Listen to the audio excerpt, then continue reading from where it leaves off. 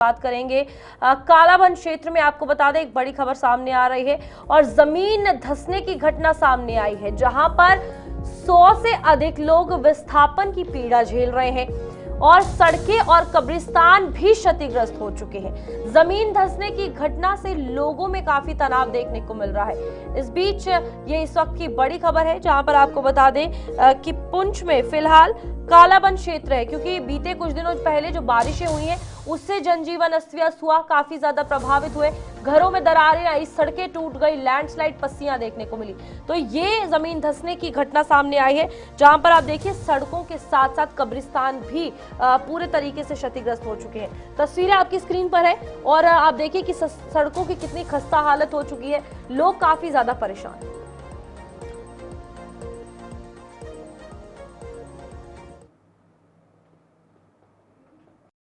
जो आफत की वजह से पूरी ज़मीन जो है वो निस्तो नाबूद हुई है, जिसमें सैकड़ों तादाद में मकान जो हैं वो लोगों के ज़मीन में धंस गए, लोग घर से बेघर हो गए, हाहाकार मची हुई है। और ये कुदरती आफत जो अल्लाह ताला के तरफ से एक आजमाइश है, हम अल्लाह ताला से दुआ करते हैं सबसे पहले कि अल्लाह हमें इस आजमाइश से बचाए, क्योंकि हम इतनी बड़ी आजमाइशों के काबिल नहीं हैं।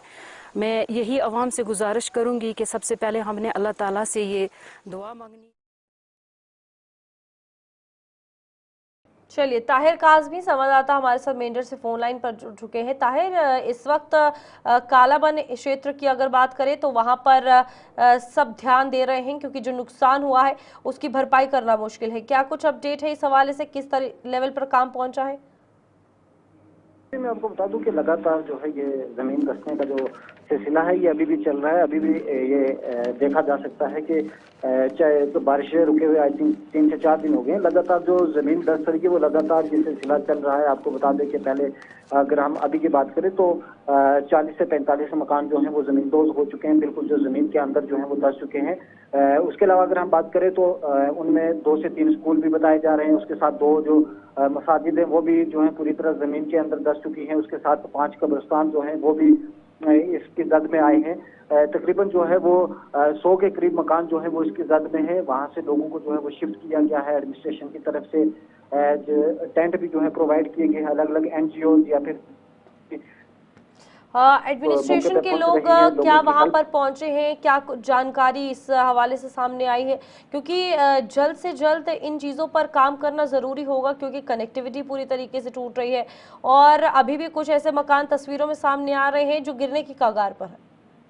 जी बिल्कुल, मैं आपको बता दूं कि अगर रोड कनेक्टिविटी की बात करें तो जो रोड इसके जद में आती है उस पर बिल्कुल ट्रैफिक जो है बंद कर दी गई है। बाकी जो अल्टरनेटिव रूट हैं उनको ओपन किया गया है। लोगों को जो है वो एडवाइजरी दी गई है कि अगर आपने ट्रैवल करना है, पहले तो उस इलाके में जो है वो ट्रैवल करने से बिल्कुल एडवाइजरी दी गई है कि उस इलाके में कोई भी ट्रैवल ना करे। बाकी जहां तक प्रोटेक्शन की बात की जाए तो अभी भी वहां पे कोई भी जो है वो ऐसा काम नहीं किया जा सकता जिससे ये रुक सके, क्योंकि पूरी जमीन जो है वो दिन ब दिन जो है ज्यादा धंस रही है, जिसकी वजह से ये अभी इस चीज के ऊपर काम करना बहुत ही मुश्किल है। अलबत्ता एडमिनिस्ट्रेशन की तरफ से जो है वो पूरा जोर लगाया जा रहा है कि किसी न किसी तरीके से लोगों से यहाँ निकाला जाए। अभी जराये के हवाले से ये भी खबर आ रही है कि कल हो सकता है कि चीफ मिनिस्टर उमर अब्दुल्ला की भी वहां पे विजिट हो। ऑलरेडी जो है वो कैबिनेट मिनिस्टर भी वहां पे विजिट कर चुके हैं, पूरी एडमिनिस्ट्रेशन की उसके ऊपर नजर है।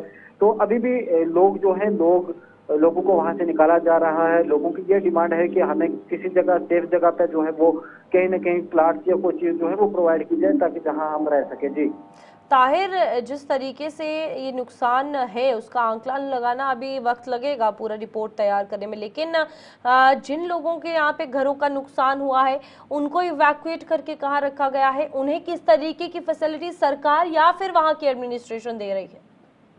जी मैं आपको बता दूं कि लगातार आज तकरीबन 10 दिन हो गए हैं। 10 दिन से लगातार जितनी सब डिवीजन एडमिनिस्ट्रेशन है, चाहे वो एसडीएम मेंबर हैं इमरान शदीक कटारिया या फिर डीसी पहुंचे, वो भी मौके पे आए। एसडीएम को लगातार 10 दिन हो गए, वहाँ लोगों को जो है वो शिफ्ट कर रहे हैं। जो लोग वहाँ से शिफ्ट किए जा रहे हैं उनको सेफ जोन में टेंट भी प्रोवाइड किए जा रहे हैं, और वहाँ जो पंचायत घर हैं उनमें भी लोगों को रखा गया है। उसके साथ साथ कई लोग जो है वो अपने रिलेटिव्स के घर हैं। बाकी अगर हम उनकी जरूरियात की बात करें तो खाने पीने की जितने भी चीजें थी वो उनको प्रोवाइड की गई है। बाकी उनके रहने का भी इंतजाम, बेसिक नीड्स उनकी जो है वो पूरी की जा रही है। लेकिन अलबत्ता अभी तक जो है वो सारे लोग जो है दिन ब दिन जितनी जमीन धंस रही है लोगों को वहां से निकाला जा रहा है, बेसिक नीड्स जो है उनकी पूरी की जा रही है। जी ताहिर, कौन कौन से इलाके हैं जो सबसे ज्यादा अफेक्टेड रहे हैं इस बार इन बारिशों के कारण, क्योंकि अभी भी आगे खतरा बना हुआ है बारिशों का?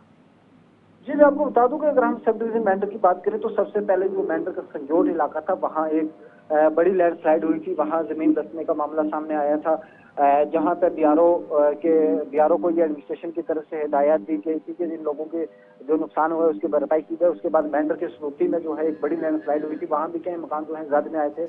मेंढर के गुरसा इलाका में कई मकान जो है वो इसकी जद में आए। उसके बाद अगर अभी हम डिस्ट्रिक्ट पहुंच की बात करें तो सबसे बड़ा इंसिडेंट जो है ये कालाबन में ये तकरीबन 5 से 6 मोहल्ले जो है, जिनमें कश्मीरी मोहल्ला है, खेता मोहल्ला है, और उसके साथ साथ जो है और भी कई मोहल्ले हैं जो इसकी जद में आए हैं। उसमें अगर देखा जाए तो लोग, जब लोगों से हमारी बात हुई तो लोग जो है वो खून के आंसू रो रहे थे। लोग कहीं ना कहीं ये कह रहे थे कि हमने पूरी जिंदगी की कमाई जो है वो हमने यहाँ लगाई थी। अभी भी ये मामला चल रहा है। अगर खुदा न करे कि ऐसा हो कि अगर बारिश हो रहा है तो ये जितना भी इलाका है ये इलाका सारा जो है वो खतरे से खाली नहीं है। जी चलिए ठीक है ताहिर, बहुत बहुत धन्यवाद। अब आप देखिए कि कितना ज्यादा नुकसान जो है ये लोग झेल रहे हैं।